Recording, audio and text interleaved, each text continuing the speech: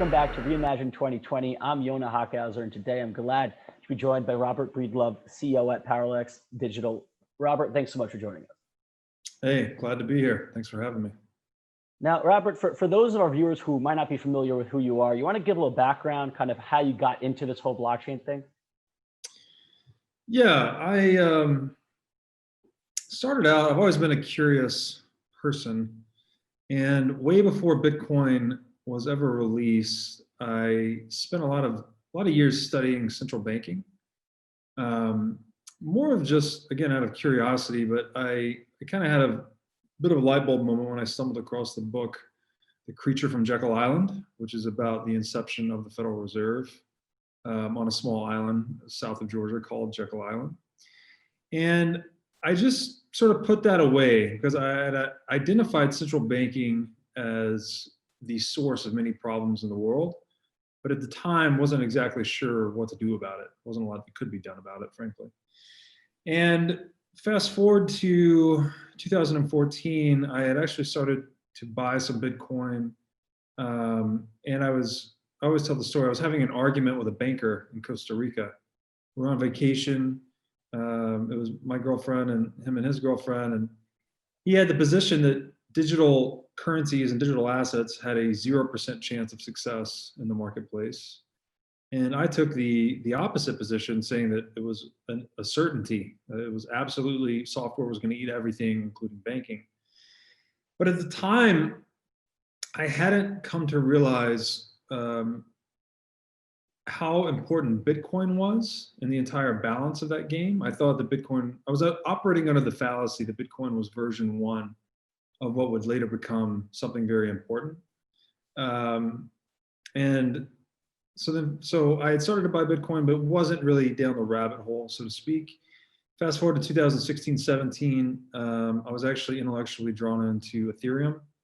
And when I discovered the concept of smart contracts and started to go down into that topic and found Nick Szabo's work, which was actually written in the late 90s, but he had described how smart contracts would basically automate away a lot of intermediate functions, including finance. So for me, that was my epiphany that this technology was going to devour a lot of the intermediate functions that we satisfy with people today, and started making investments in the space. And this was just prior to 2017. 2017 was a very explosive year for crypto assets. The entire market was up 1,800% in 12 months. During that time, we just decided to launch a fund. I had a lot of interest from family, friends, people in my circle that wanted to know how to get into the space. And since then, I've been operating a multi-strategy crypto asset hedge fund, with Parallax Digital. And where I always like to say, where my money went, my mind has followed. So I've now fallen deep into the Bitcoin rabbit hole, and I've come to view it as the asset that will capture 80% of the value created by this entire wave of innovation. So although I do think there are some potential use cases for whatever you want to call it, distributed ledger technology, decentralized software, crypto assets, I do think that at this point in time, as we sit at the end of 2020, Bitcoin is the only market-proven use case for a blockchain or whatever distributed consensus technology term you choose. And everything else is essentially liquid venture capital subjected to little, and in some cases, no due diligence. Mm-hmm. And now I've started to write about that. I've started to write about my learnings in my explorations into Bitcoin. And it is a first principles disruption to money. So it really makes you question a lot of tenets of your worldview that you may have taken for granted, right? Like, what is money? What is government? What are the institutions that maintain our socioeconomic structures and culture? And I found it to be just endlessly fascinating. I've published some work about that, and more recently started to speak about it. And people really seem to be enjoying it.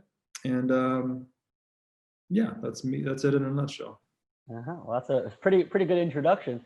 Now, you mentioned this idea, kind of how you got into it, and then You said that 80%. You see 80% of Bitcoin being 80% of this market of this value, and I wonder how you got to that number because like you said yourself, when you went on that vacation and you had this skeptic, that couldn't see past what he already knew. He couldn't see past this idea that in his current world or then current world, software didn't hold financial status. On the horizon, there was no idea that in his mind that, oh, this market will grow to billions of dollars and potentially trillions of dollars, and would potentially really change the way the financial system worked. And you saw that, and you said that, wait, maybe what meets the eye right now, and maybe what has been in the past doesn't necessarily reflect what will be the future. And so I wonder why you stopped the buck at Bitcoin. Why, if right now Bitcoin has proven itself, and might be the only one to prove itself, and we could all even argue on that going down, whether Ethereum has also so far somewhat proven itself. But if we're just focusing on Bitcoin, why do you now stop that forward thinking and think, oh, Bitcoin happens to work really well right now? Why do you assume that there won't be a new iteration or a different sort of use case to complement Bitcoin in the future? Yeah, so to really come to comprehend the value proposition of Bitcoin, you have to drill down to the first principles of money. And there's a reason, and it's funny because I joke that gold is a tool so old that we forgot why it's valuable. And gold is quite possibly the most important tool in the world. We think of it today as a crisis hedge or a non-correlated asset to a diversified portfolio. But when you look at the balance sheets of central banks, which are the dominant institution of the world, right? They are what the church was to the 1500s, the central bank is to modernity. And there's a reason they hold and settle in gold. And that is because gold best satisfied the first principles of money. It was naturally selected on the free market through countless iterations of entrepreneurial experimentation, trading, loss, success, this whole history of trade that brought us everything we have in the modern world today determined that gold was the best tool for money. And one way to think about this is that there's 5 properties that money has to satisfy. It's got to be divisible, it's got to be durable, it's got to be recognizable, it's got to be portable, it's got to be scarce. Of those properties, metals best satisfied divisibility, durability, recognizability, portability. Of the metals, gold was the most scarce, which is another way of saying its supply was the most resistant to inflation. So of all the monetary tools available throughout history, people chose to park their wealth in gold because gold was most resistant to intentional misappropriation by others. No one could inflate its supply to steal the value stored therein, right? So the market zeroed in on gold as the dominant monetary technology of the world because it was a great tool for moving value across time, right? You could park your value there and you knew with more or less absolute confidence, barring some technological breakthrough or an alchemist figuring out how to make gold from lead or us mining an asteroid, that you would only be diluted 2% per year, right? So it was the best store of value across time of any tool we had available in the world. The problem with gold is that although it's great at moving value across time, it's not so good for moving value across space because gold is very heavy. It's expensive to secure. To move it long distances is associated with a large cost. You need to logistically move the gold, and then you need to protect it while you move it as well. And even if you're not moving it, there's a large cost to securing it. So there were economies of scale available to gold, where if you centralized the custody and issued paper certificates that were redeemable for gold, you could increase its transactability across space. So that's how we ended up with banknotes, right? They started out as warehouses. It was a private gold warehousing operation. I'll hold your gold. Here's a receipt. You can come and redeem it at any time. You can trust me, my reputation on the free market, that this piece of paper is redeemable for one piece of gold. And that warehouse became the bank, right? They were the custodian for gold. And that bank became the central bank, essentially. The problem with this, so we now had a technology that was optimized for moving value across time, which was rooted in the scarcity of gold, and across space, because once we abstracted into paper and later abstracted into electronic form, we could move money very quickly, move value very quickly across space. So now we had a tool that was deeply satisfying the purpose of money, which is to move value across time and space, right? That's what a gold-backed paper currency was. The problem is it introduced the need to trust an intermediary. We had to trust the warehouse or the bank or the central bank to maintain their honesty and integrity, such that every paper receipt they issued was always justified by commensurate gold reserves, right? They had on deposit what they said they had on deposit. Mm-hmm. Now in a free market, this works great, because if someone goes to redeem gold and the custodian cannot satisfy that demand, he will go out of business and a more honest entrepreneur will fill his place. But government over time gave into the temptation to monopolize this function. And that's what we know today as the central bank, right? They hold all the gold and they issue paper that was once backed by gold, but culminating in the 1971 Nixon shock, which most of us in crypto are aware of, that peg to gold was severed. So what we have today that we call money is in fact an uncollateralized government debt certificate undergoing slow motion default via inflation while its use is forced on society. It is not a freely selected tool whatsoever. It is an imposed technology. It's an imposed monetary network. And when you look at Bitcoin through that lens and you say, okay, those are the properties of money. The market tends toward one solution because money is just a tool. It's a single purpose technology for moving value across time and space. The more liquid a money is, the more desirous it is, right? This is the classic power law or Metcalfe's law, or network effect that is associated with money. The more deeply liquid the market is, the more desirous it is for new investors. So it tends towards one solution. That's what gold was, right? The free market settled on gold as money because it best satisfied those properties. And when you look at Bitcoin through the same lens, it essentially perfects all the properties of money. Bitcoin is perfectly divisible. Each unit is divisible into 100 million units, and it's, I believe, a soft fork away from increasing divisibility should it ever be needed, if it accumulated enough market cap that was no longer satisfactory. It's information stored in a distributed fashion, so it is infinitely durable. The analogy I like to use here is the Bible, actually. Bible's just information, it's just a book. Anyone can go in and change it, but you can't, because everyone has a copy of it, right? It's sort of ossified. And for that reason, the Bible has outlasted many empires, right? It's distributed stored information, and Bitcoin is similar. Bitcoin clearly is infinitely portable. It's pure information. You can beam it around at the speed of light. Can't get much faster than that. Bitcoin's infinitely recognizable, which means that anyone running a full node can verify its full supply, verify their portion of the UTXO set, and you can also sign a signature to represent to others your holdings. So it's a fully auditable system. We've never had anything like that. And then finally, as I've argued in much of my writing, specifically the piece I wrote titled "The Number Zero in Bitcoin."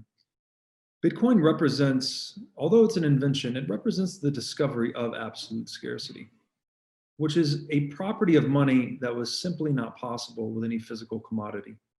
So anything in the world the quantity of it is just a product and a function of our time and energy necessary to produce it. So even with gold, the most difficult to produce physical substance in the world, if we could just flip a switch and make everyone go mine gold today, we could increase its supply very quickly. We could get a lot more above ground a lot more quickly.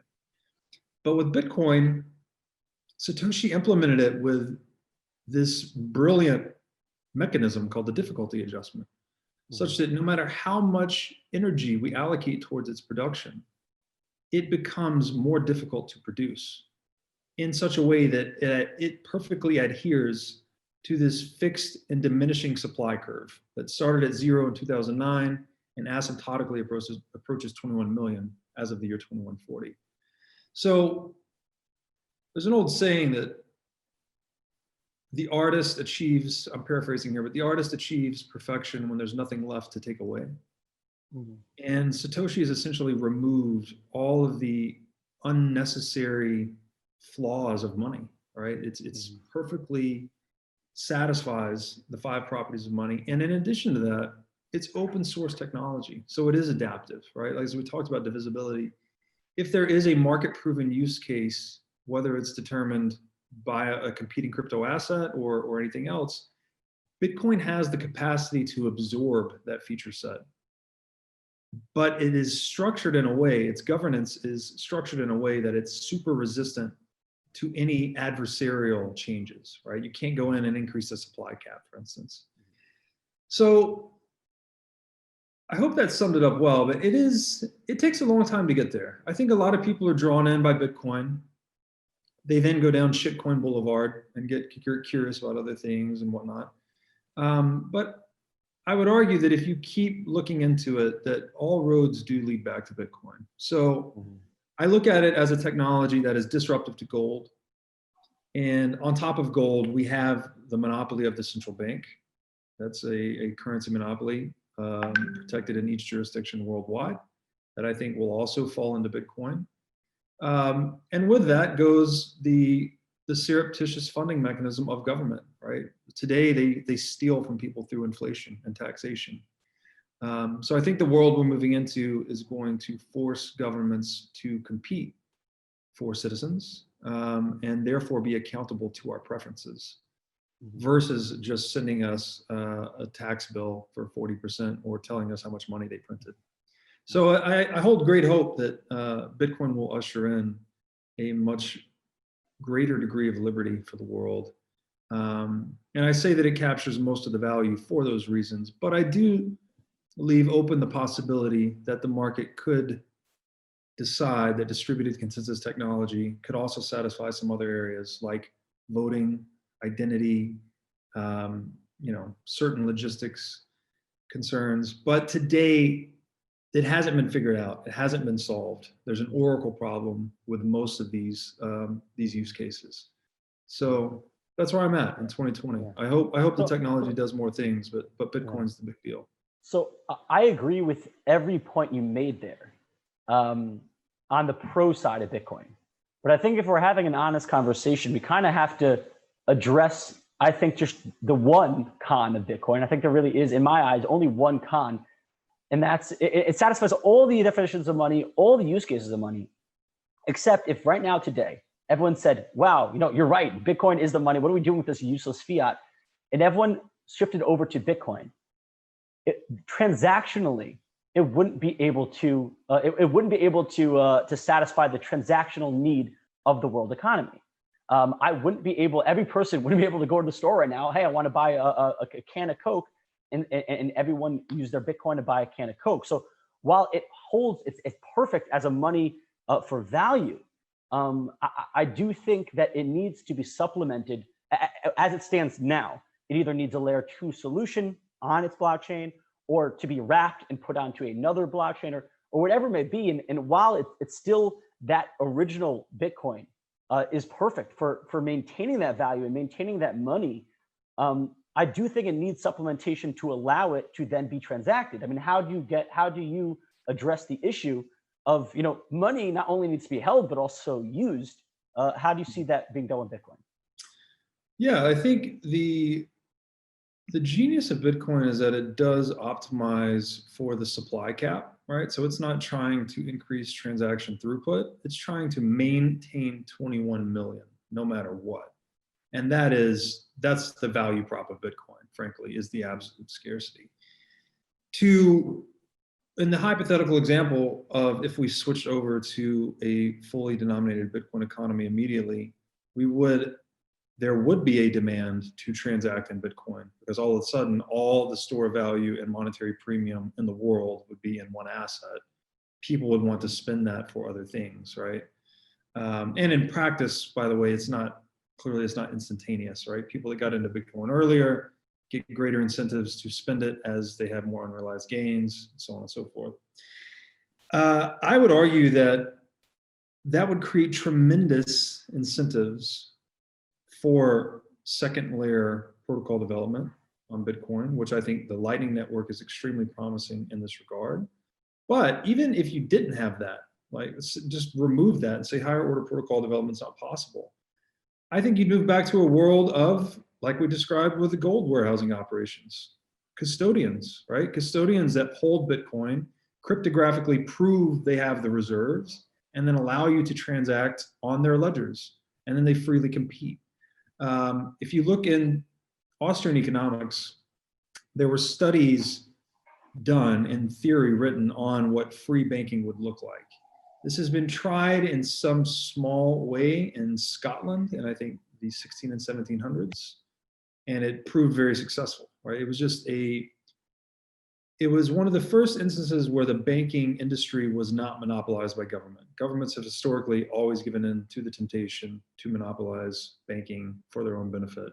But Scotland took a do not harm approach for a couple of hundred years, and it generated some really interesting results. So if you moved all the value of the world into Bitcoin today, you would simultaneously defund all these government bureaucracies. So they would just collapse. You have probably kind of a messy transition. But I think what would come out of the ashes of that was a freely competitive banking industry that would custody your Bitcoin, be full reserve banking, right? We have zero reserve banking in fiat currency. This would be full reserve. So they would cryptographically prove their 100% reserves and allow you to transact in any paper or electronic-based medium that was necessary to satisfy market demand. Right. So essentially, instead of going back to the gold back or gold reserve currency, gold back dollar economy that we had, actually go to a Bitcoin backed economy, and that would satisfy all the needs of money. Yeah, that would work. Do you see? I mean, I could see. We always see these small island countries, Malta and Seychelles, all these countries that are a little smaller, that try to. They've been the first to really open themselves up to crypto because they do recognize that, hey, it's a pretty low risk and there's a really high reward for being this first mover, being this first country. So could you see one of these countries, one of these crypto friendly countries, actually doing that with their own currency, with backing their currency with Bitcoin? I mean, Bulgaria, the government of Bulgaria is one of the biggest holders of Bitcoin for a while. I mean, maybe one day, imagine the value and the demand for the Bulgarian. I don't know what the currency is called, the Bulgarian dollar, or whatever it might be called. Can you see one of these countries, instead of doing a CBDC, which really maintains all the same problems of a regular non-backed fiat currency, can you see one of these countries potentially backing their currency with Bitcoin?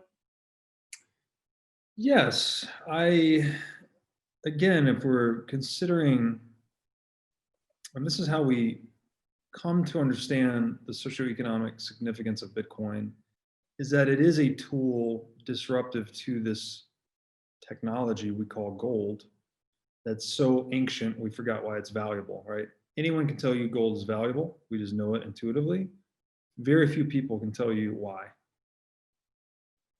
Bitcoin's disrupting the base layer of humanity in many ways, right? Gold makes the world go round. Gold is the reason central banks have sovereignty over your life, right? Because they hold gold. So now there's a technology going beneath this ancient monetary sovereignty layer and disrupting it in a digital way. And I think that this is a lot to digest, and we're talking about a tool that's, again, 5,000 years old, and now all of a sudden we're 12 years in with Bitcoin, and we're in a digital renaissance of some kind, right? Software is eating everything, and in many ways, I would argue that Bitcoin is the latest and greatest test of the disruptive potential of digital technology, because it's now facing its largest, most valuable opponent, essentially, in gold. And governments are smart, they have great incentives to maintain financial control and sovereignty, right? Governments want to be independent. That's what a nation is, essentially. It's a group of, they even call themselves sovereign, right? They are an independent power in the world. And they have, their highest incentive is to preserve their own sovereignty. So I would anticipate that as Bitcoin continues to appreciate and its market cap continues to grow relative to gold, that central banks and nation states will wise up to this truth and begin to accumulate territory on the absolutely scarce Bitcoin network, right? If nothing else, as an insurance policy against Bitcoin's potential success. Because that is the pragmatic strategy. If something is disrupting your business model and you can't stop it, you can't turn it off, you can't shut it down, and if by attacking it or banning it, you actually risk adversely impacting economic activity in your country, because you would push exchanges and other crypto-based businesses offshore, you would reduce tax revenue. At some point, there comes a time where you just decide to adopt part of it in case it succeeds, right? If I determine as the Fed that Bitcoin represents even a 0.1% chance of triggering an extinction level event for my business model, my intelligent course of action is to allocate 0.1% of my assets into that asset as an insurance policy. Mm-hmm. And then when you layer onto that every central bank or nation state that adopts first benefits disproportionately at the expense of later adopters. So every new adoption actually creates further incentives for others to adopt, for others to do the same, and to do so in a larger way, right? Because as new capital flows into this network, the market cap increases. It's even more expensive to buy your 0.1% or whatever it may be. And you want to leg up on the guy that bought 0.1%. You want 0.2%. So it becomes this game of musical chairs, this game theoretic gravity well, if you will, that really spins out of control very quickly. And I think that's the real powerful force of the Bitcoin rabbit hole, is when you come to see that game theory as being more or less unstoppable. You really start to look at this asset as a true contender for a global reserve asset. And I would say that you're going to see authoritarian regimes adopt it first. They just can move faster. They have centralized decision-making. Smaller countries, right, that have more to gain and less to lose. I would put the United States on the furthest end of who has the most to lose. They hold the most gold. Countries like, small countries like Jamaica, perhaps, has a lot to gain from something like this. If they can get a tool that's disruptive to gold on their balance sheet first, then they have a lot of upside for both the financial position and the sovereignty of their nation and the world. So yes, I do see the game theory playing out at the nation state and institutional level. Mm-hmm. And the thing that kind of powers all this, and this is something that you spoke about already as well, is this supply. We know the supply limit. It's going to be 21 million, and we know the schedule. Essentially, it goes about the halving, and essentially we know maybe not exactly the block, but we know pretty much exactly what the supply is going to be. And what really is the variable here is the demand. Demand goes up, demand goes down. That's really dictating the price here, not the supply. The supply is fixed, at least a fixed schedule. But the thing that I think is often overlooked in terms of the upside for Bitcoin is that the supply isn't really fixed. There is a variable in the supply, and that's that lost Bitcoin. Because of the nature of the network, if you're sending a Bitcoin to a wrong address that doesn't exist, or you just lose the access to your keys, that Bitcoin is lost. That Bitcoin is essentially burned, and that's taken out of supply. And so, while the downside of Bitcoin is limited, while the lower end of the supply is limited because we know the set supply, actually the upside of Bitcoin is way higher because of this essentially burning of supply every time it's lost. And I do think that as the price goes up and more mom and pops are FOMOing in, they're more likely to mess up and lose the Bitcoin because they don't understand how it works, because they're not used to typing in an address, or they're not careful with their keys. So do you think that all these models, the stock to flow model and all these other models that are focusing on the supply and the demand, and mostly the supply of Bitcoin, do you think that this is an underrated aspect of Bitcoin, that it kind of, due to human error, actually does decrease in supply, compared to its set schedule? Yeah, another number of things come up for me there. I would say first that the stock to flow ratio and the adherence of its price to the issuance of its supply has thus far been quite interesting, right? The price has followed the halvings relatively closely. However, I would argue that, and this is wisdom I get from Nassim Taleb, he says, all models are wrong, some are useful, most are dangerous. So to put full faith in a model is just foolish, arrogant even, if you develop your own model. The market is always, by definition, more intelligent than any one of us could ever hope to be. It is always going to behave unpredictably through our own limited perception of it. That being said, so just don't put all your eggs in any model. There's the moral of the story there. That being said, Bitcoin is something fundamentally new. It is the first case of perfect information we've ever had in money, right? We know essentially within 2-week intervals what the supply will be from now until forever, right? Not accounting, as you mentioned, for this deflation of lost coins. So Bitcoin is perfectly resistant to inflation. You cannot be robbed by inflation, but you can receive a donation from deflation. Every time someone loses a coin, they're effectively making a pro rata contribution to every other holder who didn't lose their private keys on the Bitcoin network. Now, I would expect that as Bitcoin becomes more mainstream and custodial models become more sophisticated, that this would decline, right?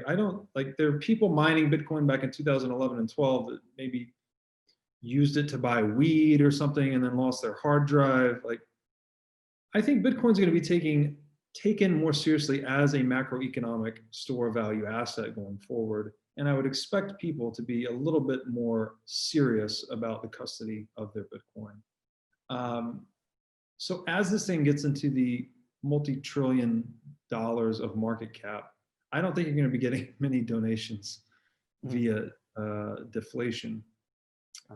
But the perfect information aspect is interesting because the longer its price continues to adhere to its supply schedule, this is the infamous stock to flow model that Plan B made very popular on Twitter, the incentives to front run that model keep rising because everyone can see exactly what the supply will be over time. And the longer these two move consistently, the more people start to think directionally. People start to think of momentum, right? And these charts push people into the asset. And in that way, perfect information can become a self-fulfilling prophecy, right? If enough people believe the model and they put their money where their mouth is, the model succeeds. So it's interesting. We've introduced something to the first principles of economics that has never existed before. If you read Human Action by Mises, which is the Bible of Austrian economics, you will learn flat out that there are no constancies in human action, right? There are no objective truths in human action. All we can say is that man acts. We can't say why, we can't say even how history unfolded. You can interpret history through any number of an infinite number of lenses and assign blame, fault, intent, purpose, all of these things. But any one person's interpretation is just as good as anyone else's, right? You can't root it in empirical science. But Bitcoin's really interesting in that it is a money supply rooted in perfect information and absolute scarcity. And it's driving human action in a really unique way. So it may, the demand aspect is always a variable, but we know, again, looking at money from a first principle standpoint, that people prefer a money more resistant to inflation, which is very intuitive, right? If you can hold a money, inflation is taxation. So if I can hold a money that has a tax rate of 2%, which is gold, or a tax rate of 15%, roughly, which is the US dollar, or a tax rate of 0%, which is Bitcoin, which one will I, as a rational actor, choose? Although, again, never trust the model, there are no constancies in human action, but Bitcoin is interesting in that it may cause us to rewrite the economic textbooks by being the first absolutely scarce money. I really hope so, because I had this fear, and this isn't a short-term fear. This is more of a much longer-term fear. Like you're saying, it does seem that as Bitcoin becomes more adopted and recognized, and it really satisfies a lot of those things, except the transactions, we'll move to a more custodial model. And because it's a free market, the best entrepreneurs who have the best security and always pay when you come with the IOU, they're going to accumulate more and more of the holdings of the Bitcoin. Right now, Grayscale has over 500,000 Bitcoin, but I mean, imagine, there will be big custodial services.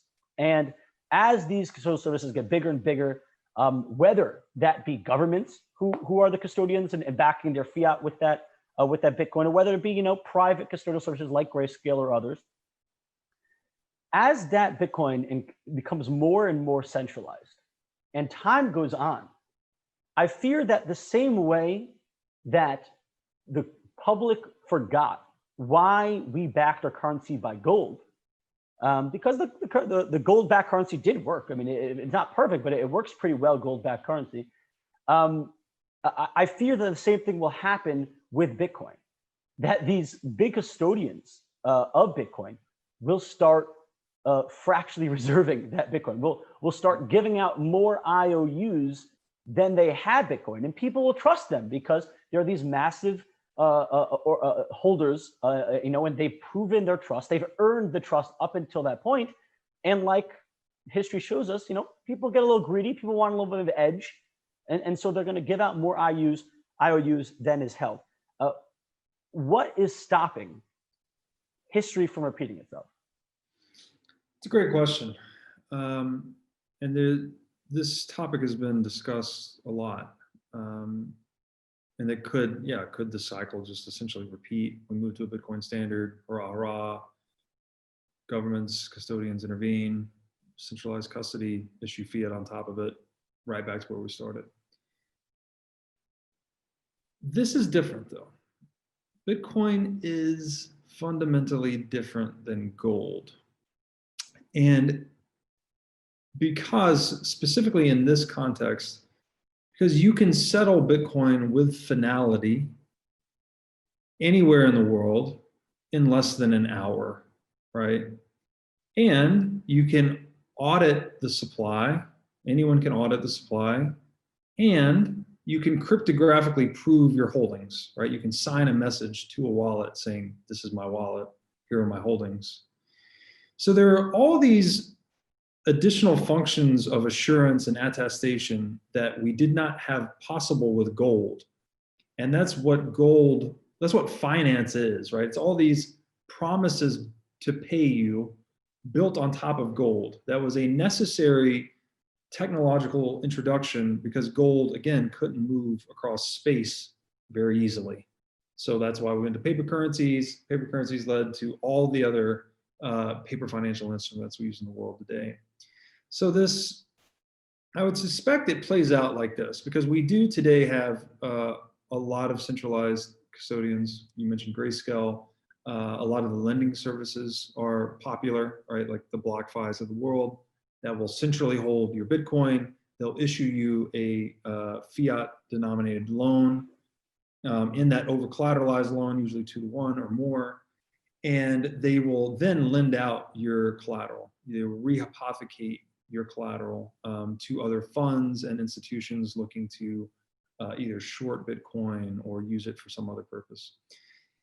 And what I anticipate would happen is that we've seen a number of exchanges get knocked over, a number of these centralized custody models fail, right? Or the Bitcoin disappear, whatever, the owner dies and lost the key. There's always something, right? As Nick Szabo would say, the legend Nick Szabo, trusted third parties are security holes.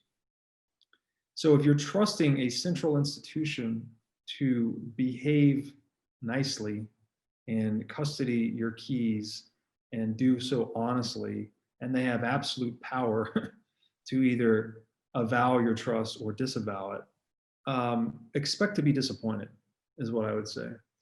And Bitcoin 2 it throws that whole thing on its head. Bitcoin is a decentralized trust model, right? The ethos of Bitcoin is don't trust, verify. So another thing we're seeing develop in the market is, let me first say, so as those exchanges fail, or these custody models fail, the market sees that happen, right? The Mt. Goxes of the world, the Quadrigas, et cetera. And as Taleb would say about food quality in New York, he says, the quality of food improves from restaurant bankruptcy to restaurant bankruptcy. So the anti-fragility of the restaurant entity as a whole, as an ensemble, improves as its individual fragile components fail. So I think the market will become more intelligent about this, the inherent dangers and problems of centralized custody as more of these institutions fail. And that will create more demand for an aspect of Bitcoin that's extremely interesting, which is collaborative custody, right? You can now custody your assets with essentially very minimal counterparty risk, right? Now, this is a nascent space. It's still developing, but multi-signature vaults, things that like Unchained Capital is working on, you can take your key, chop it into 3 pieces, give 2, one to you, one to your wife, one to your attorney, something like that. Or you can chop it into 5 pieces, 7 pieces, 10 pieces. The possibilities of these ultra high security custody schemas really become nearly limitless in a collaborative custody environment. And I would suspect that this is going to be adopted even at the institutional level, where instead of just trusting JP Morgan or Fidelity or Goldman Sachs to hold your money, you're going to give each one of them a key, right? Such that you're not exposed to any single counterparty failure. And that's it. I would just caution people on centralized custody. There is a temptation to get something for nothing, right? These centralized custodians will offer you yield on your Bitcoin or whatever. Well, just know there's no such thing as a free lunch in this universe. Everything has risk, everything has cost. So if you're getting an income stream, a yield on your Bitcoin for quote unquote free, just know you are assuming hidden risk. But I would argue that those hidden risks will be diminished by collaborative custody.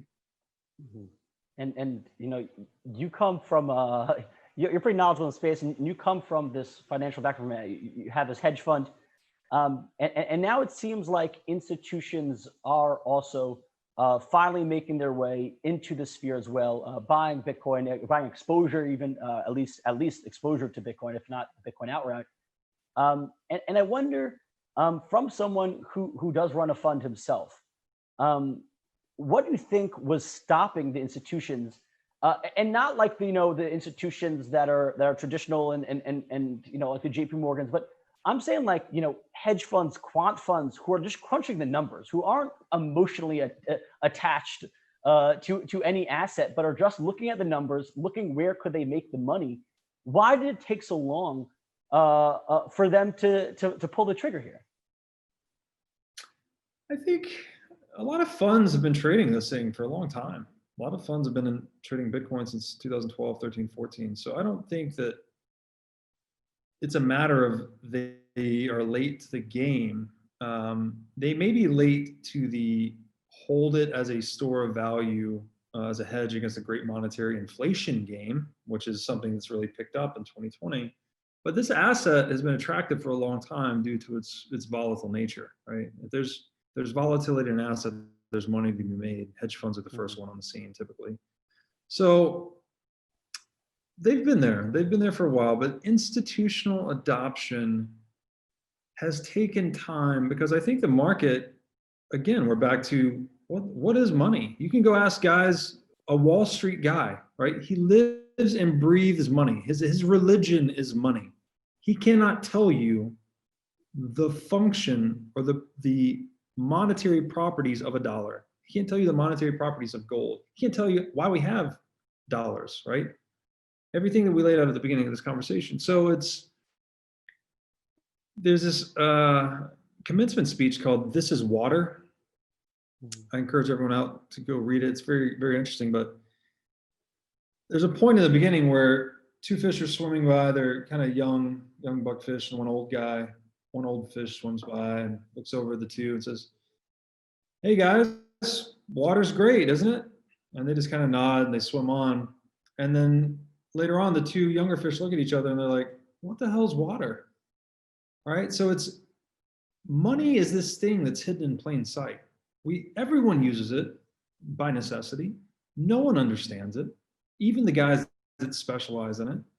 To understand it, you have to go into this esoteric domain of Austrian economics, and you have to drill all the way down, through a lot of intellectual bedrock and confusion and propaganda, like all this mess to get to what the F is money, right? What are the 5 properties of money? Why did we choose gold? Why did we turn gold into paper? How did we get to fiat currency? So I think it's a very painful journey, and we're seeing people go through it in real time, right?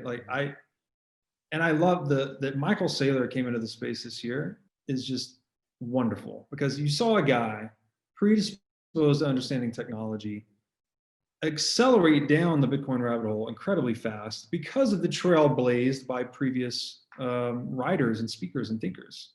So I think that's what will play out, right? Like the value proposition is now being articulated well enough that the market will accelerate in its adoption of Bitcoin. But to blaze that trail, it was a very painful process. So that, I would say, is the delay of institutional adoption. Well, luckily we do have players like MicroStrategy's Michael Saylor, Jack Dorsey's Square, as well as now PayPal, even though PayPal is just giving exposure, not really keys. But I mean, these are all steps moving in the right direction. And it's nice to see that the market is also following in the nice direction right now as well. Although today it started off a little low, but this is, for so long we've been speaking about this power of this new technology and the change it's going to bring. And it's really satisfying to be actually living that right now and seeing it happen in real time. So Robert, I really appreciate you taking the time, sitting down with us, and really hammering home what is so great and what is the potential for Bitcoin and this technology. So I do appreciate you taking the time. And for all of our viewers here at Reimagine 2020, I'm Yonah Hochhauser. Happy holidays.